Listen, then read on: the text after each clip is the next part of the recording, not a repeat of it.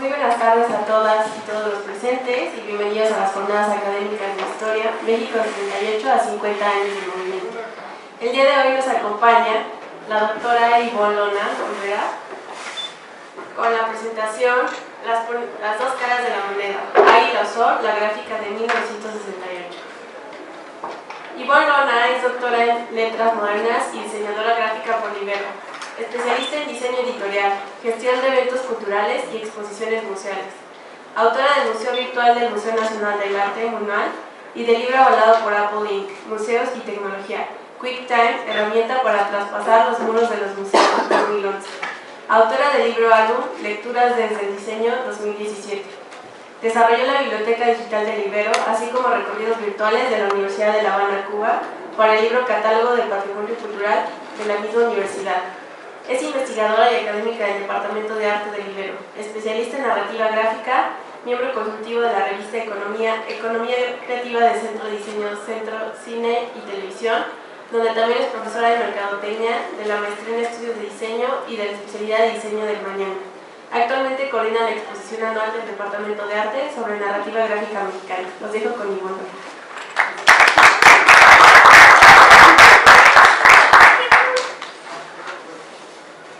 Hola, pues muchas gracias por estar aquí. Quiero llevar esto de una manera de charla, así que si en algún punto quieren hacer una pregunta o quieren comentar algo, siéntanse libres de hacerlo. Bueno, generalmente en este tipo de círculos es difícil encontrar la incorporación del lenguaje de diseño. Entonces, desde esa perspectiva es que les pediría que caigamos en inmersión para modelar un pensamiento creativo, un pensamiento de diseño.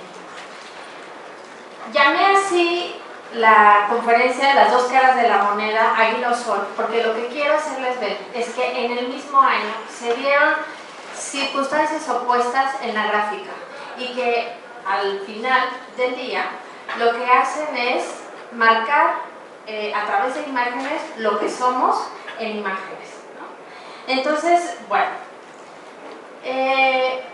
como les advertí, les voy a hablar en términos de diseño. Por esa razón quiero hacer énfasis en lo que voy a hablar, que es tendencias, reconocer que es una tendencia porque vamos a ver que nuestra historia está llena de ellas, qué es arte y diseño, qué es talento creativo opuesto, la gráfica del 68, y aquí voy a hacer Lance Whiteman versus movimiento estudiantil, imaginarios culturales circulares, y la disrupción creativa, que es la que se ha dado en estos 50 años. Entonces, bien, ese es el índice de lo que voy a hablar, y vamos a empezar entonces con qué es una tendencia. Tendencia, según Martin Raymond. Fíjense que, cuando se habla de tendencias, la mayoría de las personas cree que inmediatamente estoy aludiendo a la moda. Sin embargo, este autor, Martin Raymond, que ahí se los puse, dice que es la dirección en la que algo, que puede ser cualquier cosa, puede moverse y tiene su consecuente efecto en la cultura, en la sociedad o en el sector empresarial que la desarrolla.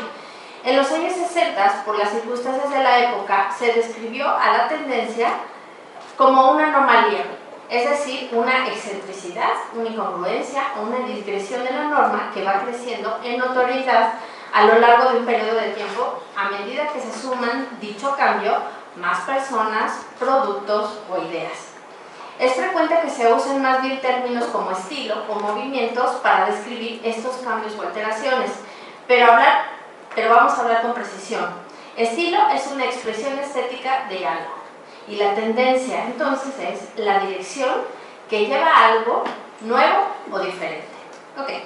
Con esta definición de tendencia, podemos observar que en México el peso de la historia juega un papel fundamental al detectar estilos y tendencias. Entonces, ¿hacia dónde vamos para reconocer las tendencias de la gráfica mexicana y a su vez oponer el talento creativo de 1968? Hoy, en este foro, incorporo el lenguaje del diseño para explicar de manera crítica los elementos de la narrativa gráfica mexicana que marcan tendencia en nuestra cultura, en nuestra sociedad en las imágenes del país a propósito del movimiento estudiantil del 68 y sus efectos, tendencias y señales de cambio en los años subsecuentes. Porque sí, aunque hay tendencias, es notorio o es posible ver también que hay señales de cambio. Y eso quiero enfatizarlo porque en estos 50 años que han transcurrido hay señales de cambio que son sumamente importantes y que como mexicanos o como cultura nos hacen detectar cambios en nuestra manera de percibirnos a nosotros mismos. Y eso es sumamente importante. Bueno, a continuación los llevaré hasta 1968 y las imágenes cotidianas que se observaban en la televisión mexicana para que después vayamos a la producción de la gráfica impresa de los jóvenes de esa época. Esto que les pongo aquí es la portada de una revista que se llama Futuro, el Servicio de América, y tiene un grabado de Leopoldo Méndez. Es de 1946 la revista, pero me llamó mucho la atención la imagen que tiene ahí, porque pues tienen una pancarta, tienen una manta, y me pareció, para hablarlo como una tendencia en nuestro país, el tema que se está tocando. 18 de marzo 1938, expropiación de las empresas imperialistas del petróleo. Entonces, ¿les suena algo actual? ¿No? Entonces, vamos a ver que esta revista es de 1946, es un grabado en vinoleo, nada más y nada menos que de Leopoldo Méndez, y esta revista está ahorita expuesta en el Museo de la Estampa, aquí en el Centro Histórico, del Taller de la Gráfica Popular. Bueno, vámonos hasta 1968. ¿Qué se estaba viendo en la tele?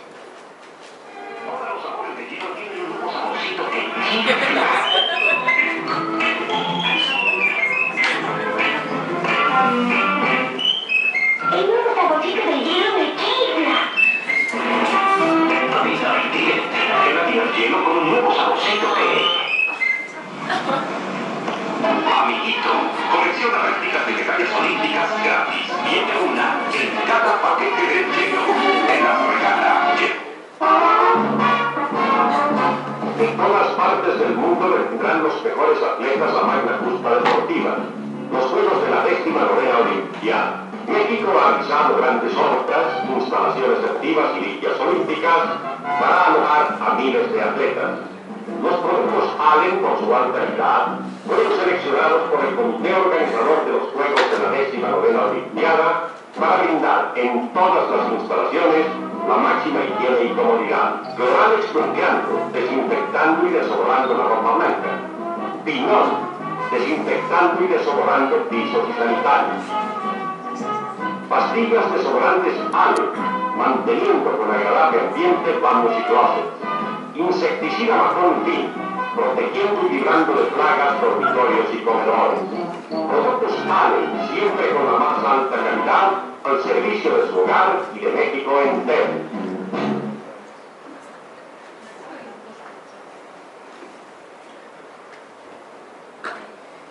Esas imágenes que les mostré ahorita en ese video están llenas de publicidad, comunicación y diseño gráfico.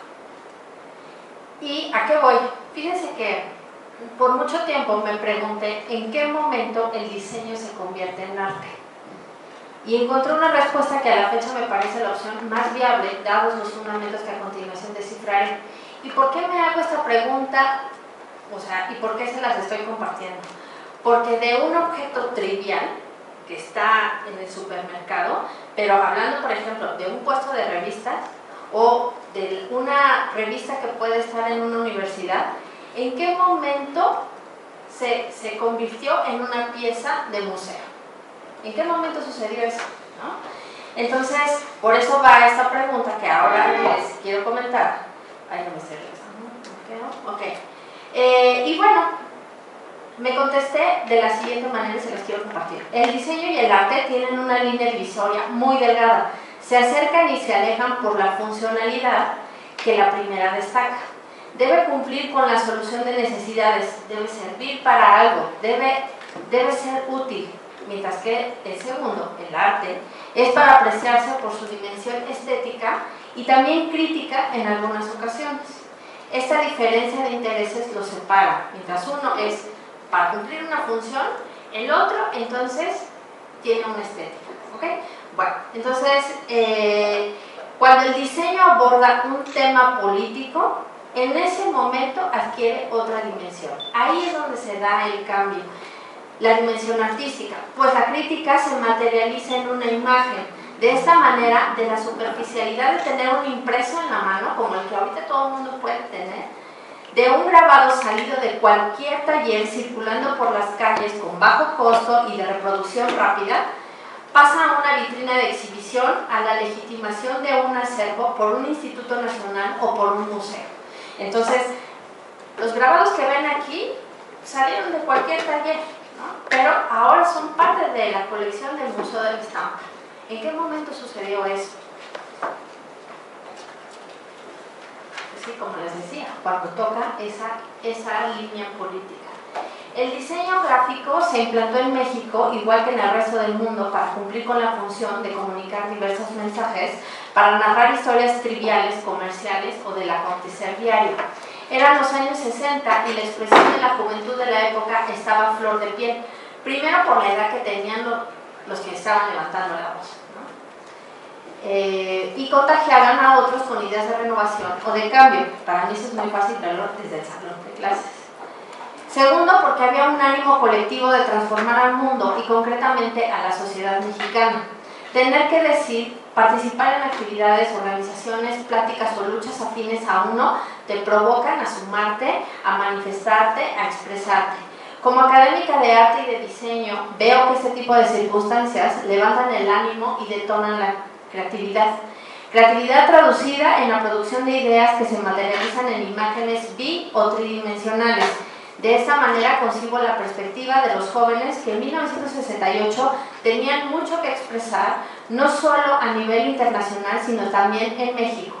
Y la Escuela Nacional de Artes Plásticas de la UNAM llevaba ya un tiempo desarrollando talento creativo que, contagiado por el panorama del momento, tenía mucho que narrar en imágenes. Entonces, estas son algunas fotografías de alumnos de esta Escuela de Artes Plásticas de la UNAM, y la verdad es que en cualquier escuela de diseño de arte tú puedes ver salones de dibujo, talleres de grabado en los que se hacen imágenes continuamente, ¿no? Pero aquí hay una cuestión, hay mucho que decir, ¿no? Y además está contagiado, toda la juventud está contagiada. Vamos a decir algo, ¿qué es lo que vamos a decir, ¿no?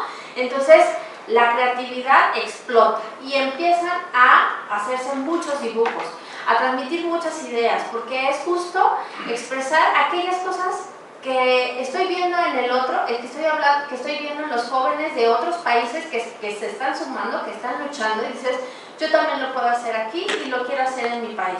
Entonces empieza una fiebre de hablar de temas revolucionarios, que son los de la época, hablar de igualdad, hablar de paz, ¿no? Y otra vez, manifestarse en contra del gobierno opresor. Que eso, como les dije, pues ese grabado de Leopoldo Méndez, 1938, ya estaban denunciando, entonces se vuelve una constante, ¿no? Entonces aquí la idea es que lo veamos con una mirada de tendencia, ¿no? Recuerden, es la parte estética, pero es el estilo, hacia dónde va, hacia dónde se dirige y qué cambios va a traer, porque eso es indudable, va a haber un cambio. Entonces, bien, el talento creativo de 1968 a través del movimiento estudiantil tenía mucho que decirle a la sociedad mexicana, y cito a Jorge Pérez Vega, que ahora pasado el tiempo se observa que la influencia de Eduardo del Río Rius, que es este caricaturista que falleció hace un tiempo, el estilo del taller de la gráfica popular también, así como otras soluciones plásticas derivadas de tendencias artísticas de esta época, no puede pasar inadvertido el sentido del humor e ironía popular presentes en las pintas de las bardas, los periódicos murales, carteles, mantas y dibujos, así como inimaginables medios propagandísticos. Entonces, no sé si me fui rápido con las imágenes. Bueno, ¿por qué represión al deseo de democracia? No más agresión.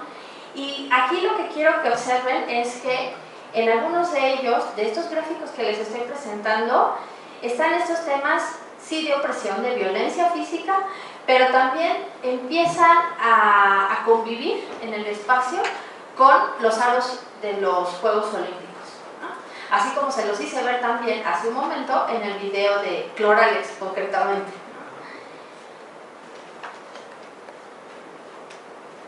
Entonces, bueno, hay una alusión al pebetero y el comité de lucha, ¿no? Entonces es la incorporación de las cosas que están pasando, sí, los Juegos Olímpicos, pero también cómo lo traduzco a esta violencia.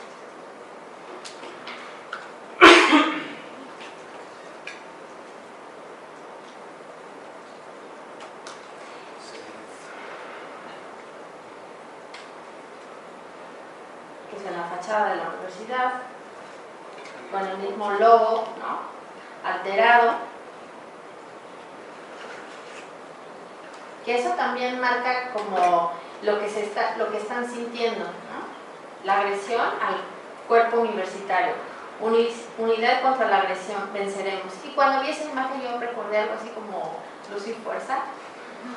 Pero al final de cuentas son imágenes que conviven también en nuestra mente. Gorilismo no, exigimos la solución de los 6 puntos petitorios. México 68, exigimos deslinde de responsabilidades, y es este juego retórico entre el perfil de una persona, de presidente, atrás esa idea de gorila, y atrás la idea también de militar. Entonces al mismo tiempo están conviviendo 3 ideas. Eso en cuestiones de diseño es fundamental, porque se llama eso como un proceso de conceptualización en el que de una idea general, una idea abstracta, una idea compleja, tú vas a extraer elementos para quedarte con los más abstractos. Entonces ese es el poder de la imagen. Esto otro que hacía alusión acerca de las manifestaciones y cómo se traslada de un respirador a un formato mucho más grande que se va a ver en una manifestación. Este diálogo no lo entendemos, y era lo que pedían los jóvenes de la época, pedían dialogar, y es así, pues frente a esto no lo entiendo. Un fantasma, México, recorre México, y otra vez los aros de los Juegos Olímpicos, y este icono parte de la memoria visual de nuestro país, que son las calaveras. México 68, y aquí me gusta esta imagen porque es justo marcar esta convivencia de opuestos, ¿no? O sea, de lo que quieren los jóvenes, pero lo que están viviendo. El diálogo público solo tendrá un resultado, la verdad. Y bueno, pues aquí tienen una fotografía sacado de este Museo de la Estampa, en el que se pueden ver cómo los jóvenes empiezan a repartir estos volantes, estos periódicos que son de bajo costo, que son de fácil reproducción, y que lo que querían era comunicar lo que estaban viviendo. Aquí tengo diferencias de la gráfica de los Juegos Olímpicos, que seguramente la reconocen, que es la del México 68, pero que tiene cambios, está alterado, tiene iconos, que algunos de ellos, como el presidente, el gorila, ya se los hice ver, la paz, que está completamente rota. Y aquí quiero que vean esta transformación, porque estos están aludiendo a los iconos o a la señalética de los deportes que van a estar en los Juegos Olímpicos.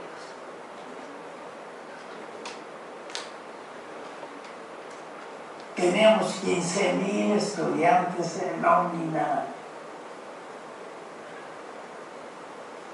Cuando empiezan las inquietudes sociales de la juventud, en Berkeley, en Stanford, en Berlín, en París.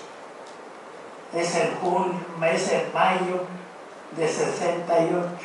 Los muchachos que trabajaban con nosotros pasaban la manifestación, bajaban, se incorporaban a la manifestación, terminaban la manifestación, regresaban y seguían trabajando en la Olimpiada. Eran los mismos. Pues sí, eran los mismos jóvenes que se estaban manifestando, pero también tenían deseos de participar, ¿no? Entonces, es esta dualidad que al mismo tiempo se vive. Bueno, me quedé en la imagen que hice, que les puse de México 68, intervenida por estos jóvenes, porque quiero hablar ahora de su opuesto, el talento creativo de Lance Wyman, quien realizó la imagen gráfica de los Juegos Olímpicos de 1968 y que con el paso del tiempo se ha consolidado como una comunicación gráfica poderosa, que fue resuelta de una manera bella, que está inspirada en el arte huichol, que es simétrica, en la que el color se exacerba de la cultura popular de nuestro país, rescata el modo de vida en figuras simples, en íconos, algunos me dirán que son logotipos, dependiendo de la disciplina que comente. Fue un concurso del que trajo a Lance Wyman a la Ciudad de México. Después de haberse graduado en diseño gráfico y comenzar su carrera profesional en el corporativismo, el estadounidense descubrió la importancia del logo en una campaña publicitaria. La reflexión le dio paso para diseñar la imagen de los Juegos Olímpicos de México 1968. En su estancia aprendió que las culturas prehispánicas utilizaban la geometría para representar cosas naturales. Hoy esta característica es fundamental en su trabajo. I've done a lot of that work after going back to the United States from here. And I really learned how to do that work here because it was like a lesson at a school for me, you know. And the truth is that you can't do this work unless you have a receptive environment to do it in. So, and I think because the people here are it's a very graphic culture, Mexico is. So it's possible more easily to work the way that we did here in graphics because of that.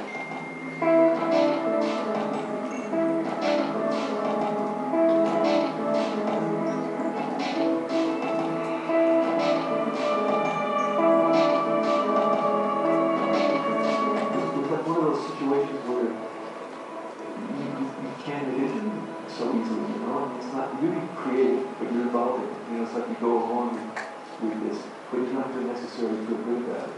And when they gave me the book here, I was very emotional. It felt and that was the book of the students transforming the Olympics graphics. And it was really what was said was thank you for creating a line of us to be, able to make our protest. And you don't think about those things really, but the language is there. And now we can see that a lot of those pieces of that program have survived in a very, very tough. Ok, bueno, ahí en el video ustedes pudieron ver de qué manera hizo esta abstracción de algo que para nosotros es cotidiano, ¿no? Que lo podemos ver en la artesanía de nuestro país y que Lance Wyman con una visión gráfica, que es justamente esta abstracción que les decía de elementos, es que notó justo la simetría, las formas geométricas y el color exagerado. Entonces eso lo retoma y lo transforma para una gráfica muy simple, ¿no? Muy bien elaborada, que es la que marca esa época. Pasado el tiempo, pasado 1968, Lance Wyman encontró en México un lugar en el que varias empresas que a la fecha le siguen contratando para desarrollar imágenes corporativas. Pero hablo de Wyman como un creativo extranjero que realizó una imagen que se quedó en el imaginario cultural de nuestro país.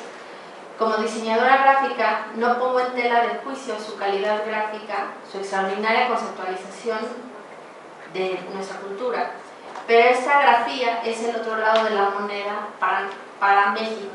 Es tan bella visualmente que pudo tapar el sol con un dedo de todos los que estaban desaparecidos, de los que fueron torturados, de los que estaban muertos por defender la paz, y que también eran jóvenes con un talento creativo tan poderoso como el de Weimar, solo que no fueran imágenes institucionalizadas. Y eso está bien. Toda imagen que observamos tiene otra cara, lo que yo reconozco como textos implícitos dentro de los explícitos, es decir, se requiere ir más allá de la superficie para encontrar los mensajes reales. El gobierno mexicano se había comprometido a ser sede de los Juegos Olímpicos y todo debía estar bajo control, así que los ánimos acelerados de sus jóvenes, con las ideas que agitaban a la comunidad internacional, no tenían cabida ni manera de ser atendida ni escuchada en nuestro país. Esas imágenes que están viendo ahora son logotipos que seguramente reconocerán y están hechos por Lance Weimar. Él desarrolló los primeros iconos de la línea 1 del metro.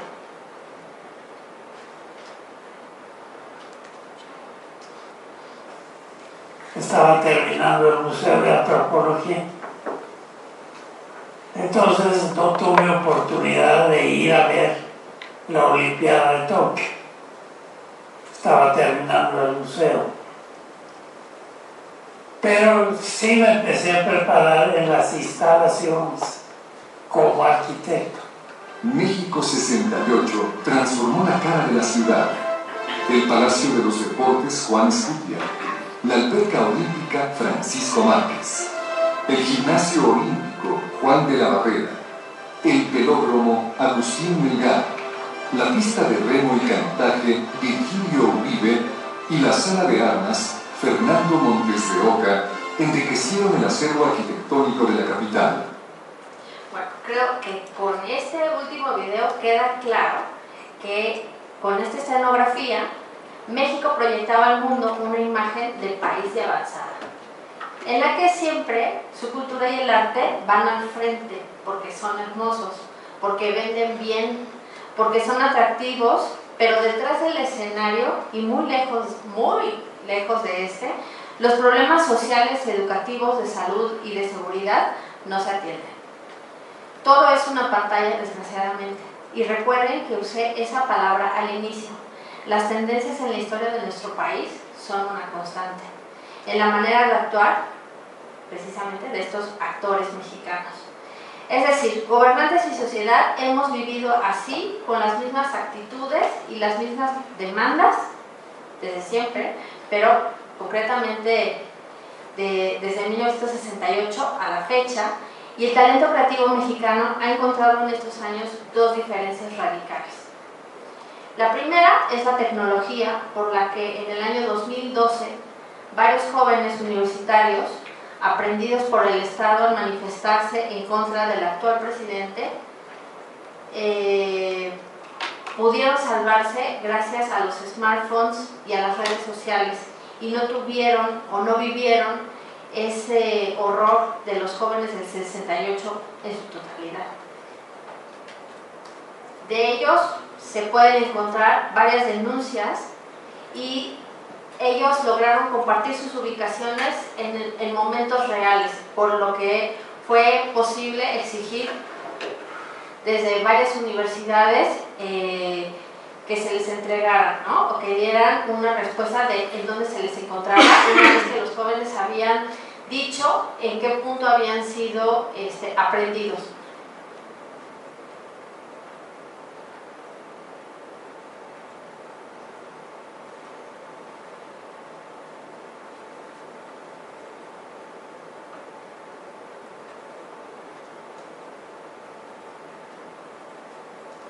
De hecho, dentro de sus leyes y reglamentos, si saben que algo está en contra de la ley, se pueden echar para atrás. Aparte me encanta que cuando hay cámaras lo hablan, porque no responden mucho cuando hay cámaras. Dentro de la ley y reglamentos, si los militares hay, órdenes, y arriba.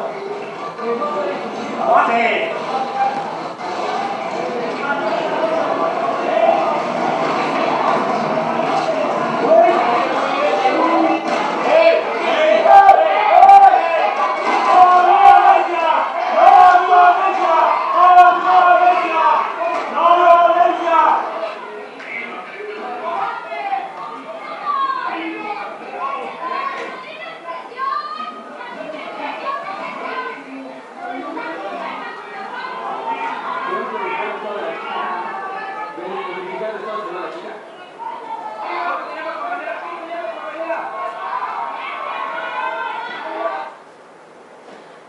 esto es actual, ¿no? Del 2012, que pasaron una buena cantidad de años, y esto que les hacía mención al inicio acerca de estas tendencias, pues es que lo podemos palpar cada cierto tiempo. Entonces estos reclamos, estas necesidades, esta manera de expresarse, y son los jóvenes quienes llevan esta lucha, ¿no? Decir, queremos manifestarnos, queremos expresarnos. Y yo lo que me doy cuenta es que cuando se dan este tipo de movimientos, la creatividad se detona. Entonces es un momento, pues qué mal que pasan estas cosas, pero desgraciadamente o afortunadamente es la efervescencia para la creatividad. Entonces, por la que diseñadores y también artistas plásticos producen obra, producen también imágenes, producen objetos. Entonces, varios alumnos míos estuvieron en esta situación en el 2012 y son jóvenes que no saben pelear en la calle, que no tienen necesidad de robar, pero tienen toda la fuerza y las ganas para salir adelante de manera personal, pero también de manera colectiva. Esta tendencia en México debe señalarse porque con mucho beneplácito y satisfacción me doy cuenta que la gráfica actual en México se ha levantado del horror de 1968 y los temas o los íconos que se representan hoy en día miran hacia un México totalmente distinto, que rescata sus raíces, que los enorgullece y que ya no representa al campesino, al obrero marginado o al autoritarismo exclusivamente. Siguen siendo motivos, ¿no? Pero no son ya los únicos o los exclusivos. Aunque hay gráfica que sigue denunciando y que viaja por medios impresos y digitales por todo el país y todo el mundo. Y es doloroso ver que continuamos con estas tendencias de impunidad y de reclamos por estar mejor.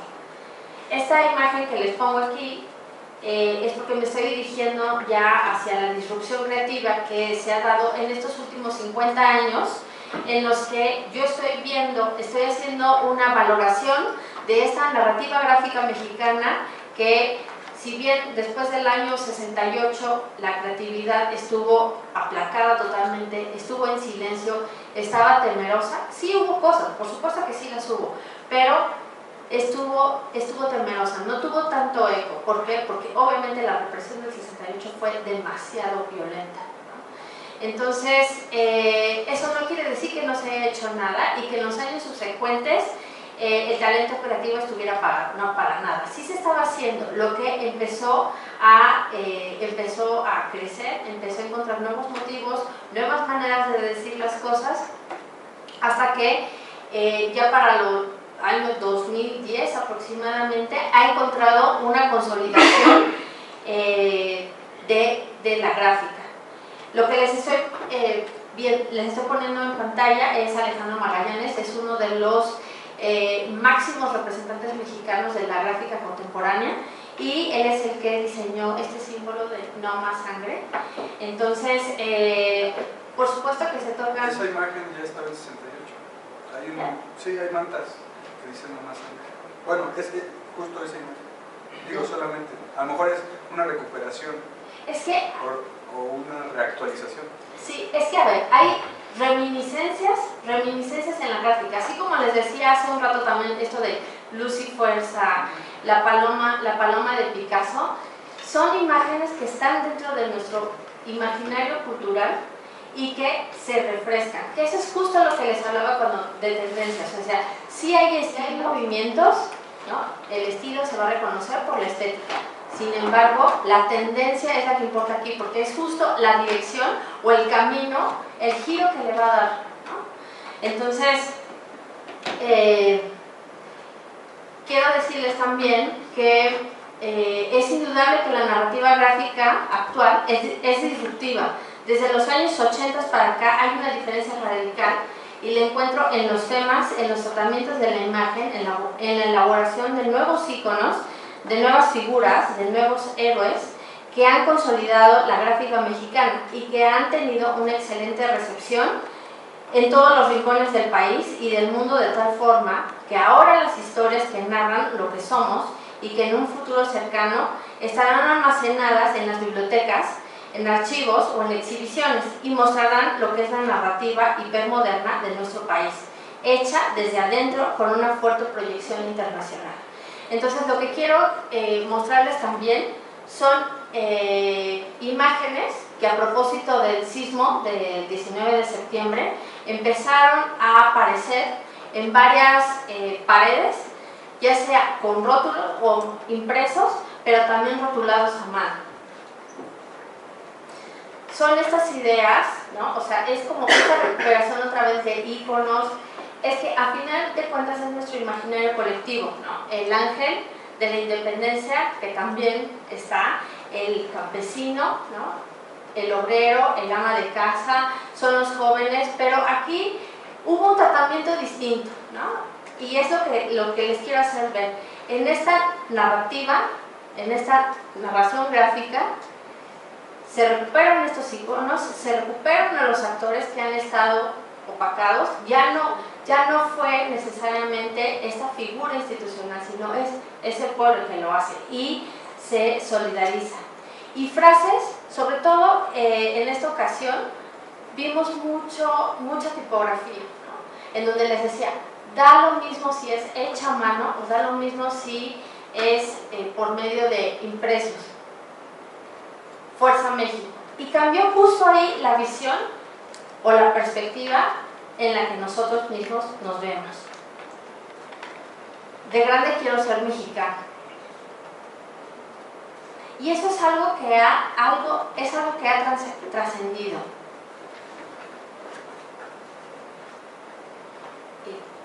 Algo que sería interesante ver en el 2006 en Oaxaca, ¿no? Creo que la producción gráfica fue bastante rica. Y creo que es uno de los momentos, obviamente distinto al 78, pero que más se acerca en lo contemporáneo a estos intentos de una gráfica más subversiva. No me recuerdo la rata, o sea, Ulises Ruiz con cola de rata, mi cuerpo de rata, con casco de granadero. Algo que no me... O sea, cuando hablas esta institucionalización de la gráfica, o sea, la gráfica del taller popular, ¿no? Que está en el Museo de la Estampa. ¿Qué pasa en este proceso de institucionalización y quizá de neutralización de esa gráfica? ¿No? O sea, porque tienes a Leopoldo Méndez en esta revista, que es el discurso institucional, ¿no? Es decir, el campesino reivindicando porque no me parece que hay una denuncia, sino hay una reivindicación de la expropiación petrolera, y por otro lado tienes Zapata en... ¿no? ¿Cómo, o sea... Como convive. Lo que pasa es que yo creo que lo interesante de la gráfica es lo efímero de... O sea, en el momento en que el grabado ya entra al museo, pues ya se murió. No, porque ya no puedo representar, o sea, ya no sé, o sea, a mí lo que me pongo Grupo Suma, por ejemplo, Grupo Pentágono en los 70, ¿no? Que fueron artistas de la ENAP que lo que hacían era intervenir en la ciudad, pero no buscaban que esta gráfica se congelara, o sea, no fuera concepto. Exacto, de hecho, la idea es que no llegue al museo, porque lo que quiere es comunicar. Ese es el diseño. El diseño lo que está es para servir, para funcionar. ¿Para qué? Concretamente el diseño gráfico, para mandar un mensaje y que te llegue, que lo recibas y que tú acciones. Pero esa es la diferencia, por ejemplo, con el video que puse de Cloralex, otra vez, como con lo mismo, porque el diseño no surge con esa intención de quiero estar en el museo. Es más, incluso Lance Goldman no tenía esa intención. Ahora ya lo puedes encontrar igual en el MUAC de la UNAM, que es justo de en qué momento se convirtió en arte, cuando nació con otra intención totalmente. Igual, un grabado, yo puedo ahora mismo tener aquí un grabado y no quiere decir que sea una pieza del museo, igual que todos los dibujos y todos los bocetos que están ahorita siendo algunos de diseño gráfico. Eso no es arte, ¿no? Y no nace con esa intención, pero llega un punto en el que se convierten en parte de nuestro imaginario. Así como pueden convivir las imágenes en nuestra mente, también es cierto que eso le toca a los historiadores, por ejemplo, hacer la recopilación de esas imágenes y narrar la historia, porque el documento que existe es la imagen. Entonces, a mí lo que más me interesa es decirles que estamos en un país de tendencias, desgraciadamente, que se repiten en nuestra historia, que es violenta, que son esas demandas del gobierno, y estamos los diseñadores gráficos produciendo imágenes, y que para nosotros es un momento perfecto que nos detona ese gusanito creativo, y vamos a hacer imágenes, vamos a hacerlas, y quiero que te enteres, ¿no? Entonces, la idea es que estas imágenes, ahora, como se están produciendo, nosotros ya estamos viendo otro México distinto, ¿no? Y lo puedo ver en la producción gráfica que se da ahora. Entonces, la gráfica popular mexicana en ese sentido está cambiando totalmente. Y eso a mí me parece que es muy bueno. Pero nos llevó bastante tiempo poder salir de ese agujero en el que se sumergió la creatividad en el año 68. No sé si alguien tiene algún comentario más. ¿Con agujero a qué te refieres? O sea, Pues que fue un bache, fue una agresión. Pero ¿en qué sentido? Fue una agresión muy fuerte. Ya después... Ya, ok, claro, no la producción gráfica, sino el acontecimiento. Exacto. Sí, pues sí, fue una herida muy fuerte en los jóvenes. Entonces, ¿con qué confianza sales a la calle otra vez a manifestarte, a expresarte? Entonces, tiene que pasar cierto tiempo para que podamos ver que no se detuvo, ¿no? O sea, que nunca estuvo colapsada, afortunadamente, y que llevó tiempo cimentar nuevas bases creativas que después pueden verse o pueden estudiarse como el Grupo Suma, ¿no? Y que ahora los jóvenes o quienes estudiamos también estas imágenes o esta producción gráfica, estamos viendo nuevas tendencias en donde ya no voy a ver exclusivamente ese tratamiento o esa herida, ¿no? También estoy viendo esto y me siento muy orgulloso de ser mexicano.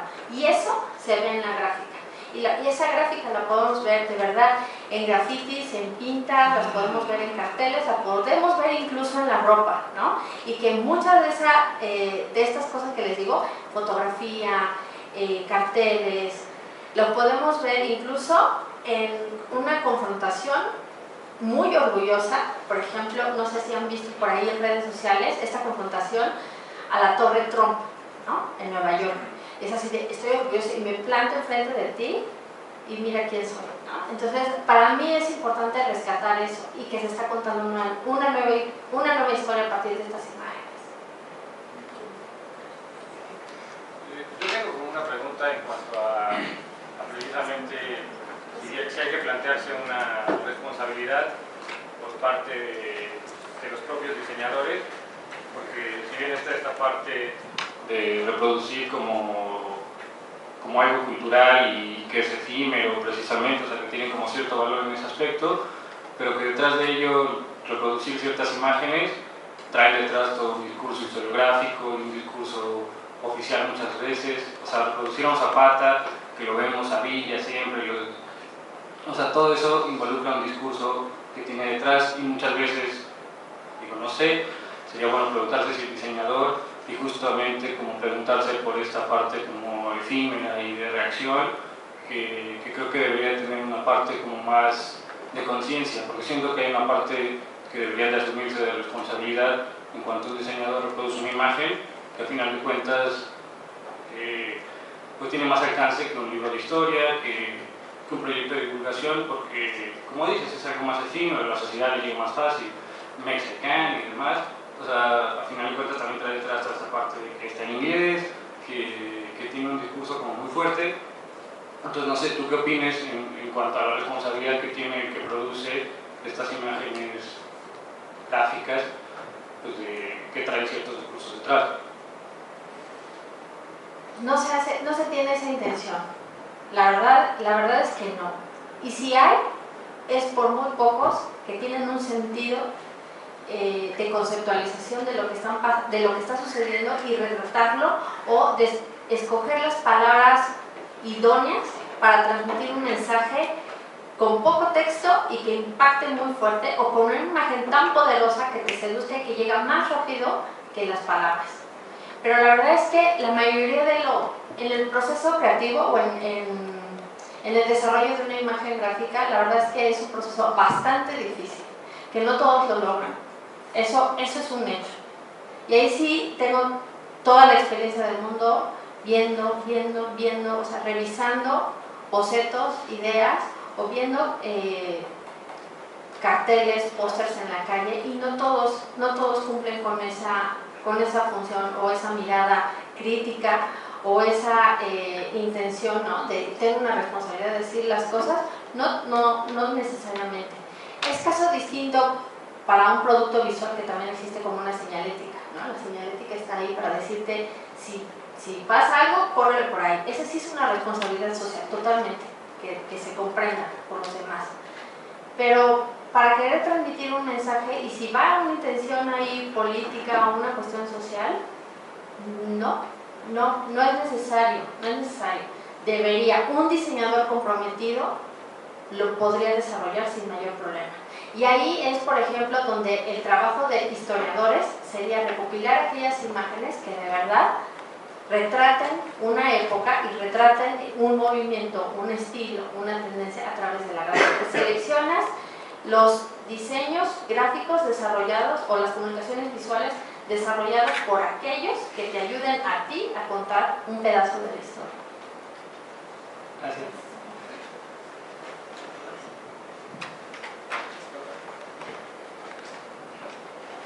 Se me hace muy interesante tu presentación, muchas gracias. También me gustaría agregar que pues este tipo de gráficas, este tipo de trabajo político, artístico, también puede crear puentes entre diferentes luchas, como se ha hecho con las Panteras Negras y los zapatistas. Emory Douglas, que fue en los 60s, 70s el diseñador gráfico de las Panteras Negras, ahora ha estado en las primeras zapatistas, en los caracoles, haciendo murales del zapatismo y las Panteras Negras. De hecho, le llaman el programa o el proyecto Zapatera Negra. No sé si puedes hablar un poco de esos proyectos que se han hecho. No, de ese no tengo, de hecho lo iba a buscar porque no tengo referencia de ese, pero sí lo voy a buscar de eso. Pero es indudable que la cultura en México está plagada de momentos, de íconos, de manera de decir las cosas de una manera muy especial, por la que muchos extranjeros vienen a México a llenarse de esa creatividad, ¿no? Entonces, ahí voy a hacer conexión con una cosa que comentabas hace un rato, que es justo Oaxaca, la ciudad que es como la meca de la gráfica. O sea, justo ahí es donde es una efervescencia de íconos, de colores, de formas, en las que vienen y se alimentan muchos extranjeros de esta cultura que tenemos. Gracias por el dato. ¿Alguien tiene otra pregunta?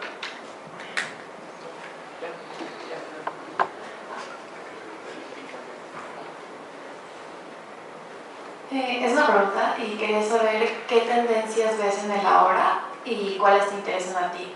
O sea, ¿cuáles son los temas importantes que está tocando la gráfica ahora? Bueno, yo veo mucho ese orgullo nacional, ese creo que es lo que más puedo destacar, y el orgullo nacional se ve en los rasgos de la vida común, ¿no?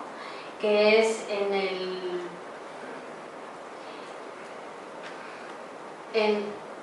el empoderamiento de la mujer. También lo veo a través de íconos, ¿no?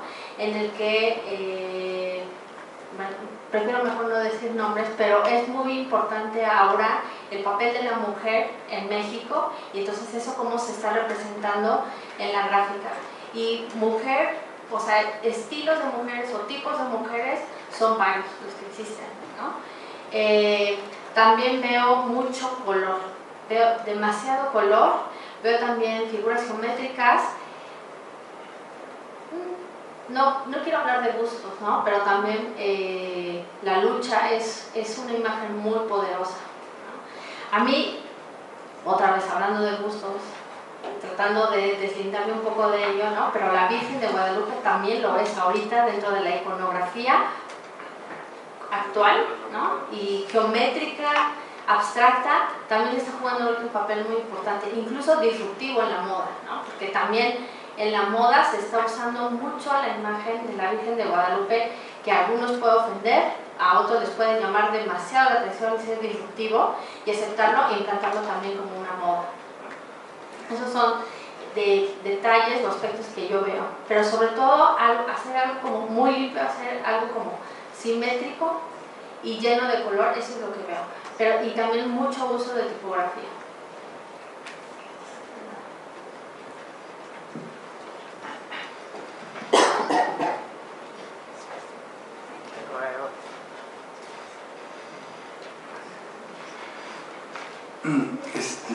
Bueno, yo solamente voy a retomar algo de lo que dijiste, y un poco retomando lo de los compañeros.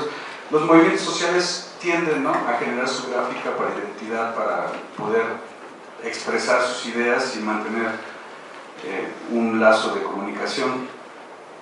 Cuando, digamos, hablabas que en la Universidad de la UNAM sí había una escuela de artes. Sin embargo, no todas las escuelas que participaron en el movimiento estudiantil tenían escuelas de arte, ¿no? Pero creo que lo fabuloso del tema es cómo aprendieron a hacer gráfica. Efectivamente, no toda fue efectiva. Creo que nos mostraste imágenes bastante decentes, pero hay algunas que son impresentables, ¿no? Digo, porque no están bien logradas, como bien lo dices. Entonces, creo que del movimiento del 68 lo importante es esto, que aprendieron a utilizar los mimeógrafos, que aprendieron a utilizar los grabados y que con muy pocos recursos pudieron realizar esta gráfica que ha dado para analizar. Bueno, hay centenares, bueno, no centenares, pero 10, 20 libros sobre la gráfica del 68 sí hay. Entonces, solamente es una acotación. Digo, el Politécnico no tiene escuela de artes gráficas y sin embargo generaron este tipo de gráfica. Exacto, de hecho, vale la pena señalar que ni siquiera el diseño existe aquí en la Ibero. O sea, como bien lo dices, es una disciplina nueva en México, ¿no? O sea, a ver, el diseño se detona, el diseño gráfico por ahí del 1920, pero aquí nos llegan las cosas muy tarde, ¿no? Entonces, apenas se están empezando a dar estas manifestaciones, este tipo de expresiones y este tipo de disciplinas como tal, como para estudiarse. Aquí en la Ibero ni siquiera existía. Después del 68, entonces sí empieza la escuela de diseño en la Ibero y empiezan a darse en otras universidades, en donde ya merece la pena estudiar en la creación de imágenes, ¿no? En el caso de la gráfica, bidimensionales, ¿no? Entonces sí es algo de finales del siglo XX, que en la que no había una educación, y sí, justo, o sea, no puedo hablar tal cual de diseño gráfico, y hay una línea muy delgada entre es arte, es diseño, es un dibujo cualquiera. ¿Qué está pasando aquí? Exacto, o sea, está conviviendo en distintas esferas, pero no hay una intención clara, a lo mejor tan marcada como la de Lance Weiman, en donde ya hay un tratamiento de la imagen y esta idea de conceptualización y esta idea de abstracción ya muy definida. ¿Tú llegaste a identificar algún diseñador detrás de esta gráfica del 68? No. ¿O todo es así anónimo? O son anónimos o es mucho de grabado, ¿no? Pero de verdad que busqué, ¿no? Y el libro de Imágenes del 68 de Pérez Vega, que incluso cité, ese es un libro que tiene una recopilación de varios grabados y que él fue maestro de esta escuela, que participó también en el 68, pero eso pasa con los diseñadores que hacemos teoría. O estás diseñando o haces la teoría. Entonces estás al mismo tiempo produciendo objetos o imágenes de diseño y al mismo tiempo estás escribiendo sobre ti mismo, ¿no? O sobre lo que estás viendo. Entonces es un proceso bastante complejo. En ese sentido yo entiendo a Pérez Vega que se ayuda o se apoya de varios pensadores para poder hacer el libro, ¿no? Entonces trae fragmentos de canciones, trae imágenes fotográficas de archivo, igual que pues algunos grabados o dibujos que fue encontrando para poder compilar la gráfica del 68, de este movimiento estudiantil. Y que de verdad, o sea, también lo que encuentro, por mucho que busqué, es que de verdad todo esto se opacó, o sea, de verdad se trató de borrar. Entonces me parece que en ese sentido, para los historiadores también ha sido un poco complejo. O sea, poder producir algo así, desde la gráfica, así tal cual del 68, con una visión de diseño, es un poco complejo. Porque produces o escribes, produces o escribes. Porque además responde a una necesidad que es de comunicación, de propaganda, ¿no? Y que esa es la función última del diseño. O sea, tengo que ser una imagen que te comunique algo. ¿Por qué crees que es importante? En una época, y sobre todo, bueno, también fue el 132, en esta época en donde siempre estamos bombardeados de imágenes, tienes el Instagram, tienes una cantidad de imágenes en internet brutales, ¿por qué crees que es importante estudiar la gráfica del 68, ¿no? O posterior? ¿Qué nos dice esta gráfica de nuestro presente? Es una sociedad que es demasiado visual y poco información, ¿no? Demasiada es un bombardeo absoluto y luego se puede perder qué está pasando. Sí, fíjate que creo que en lo actual vivimos un bombardeo de imágenes en las que justamente por ese bombardeo de imágenes, a veces sin tener la intención de copiar a otro, estas reminiscencias, o sea, nos atrapan, o sea, caemos en ellas aunque no queramos. ¿Por qué? Porque es tanto bombardeo de imágenes que se quedan en nuestro subconsciente que después, aunque no tengamos la intención, la replicamos. Y eso yo me doy cuenta en la revisión de bocetos de mis alumnos de gráfico, que sin tener la intención y sin haber visto algo, caen en eso, porque ese bombardeo de imágenes es inevitable. Entonces, lo que se ha hecho en los últimos años, justo, bueno, creo que la tecnología ha favorecido todo ese compendio de imágenes en nuestra mente. Pero poco a poco hemos ido construyendo esa historia gráfica a partir del 68 para acá, ¿no? Porque si bien muchos materiales se perdieron, pues porque los borraron tal cual, ¿no? Entonces, ahora lo que se está haciendo es poder armar la historia de a pedacitos, ¿no? Y a pedacitos con estas imágenes. Yo nada más haría una acotación. Dices que después del 68, bueno, es como un golpe muy duro, entonces como que hay un hoyo, un hueco. Creo que ahí, bueno, no sé si sea tu interés, pero creo que sí se podría estudiar esto de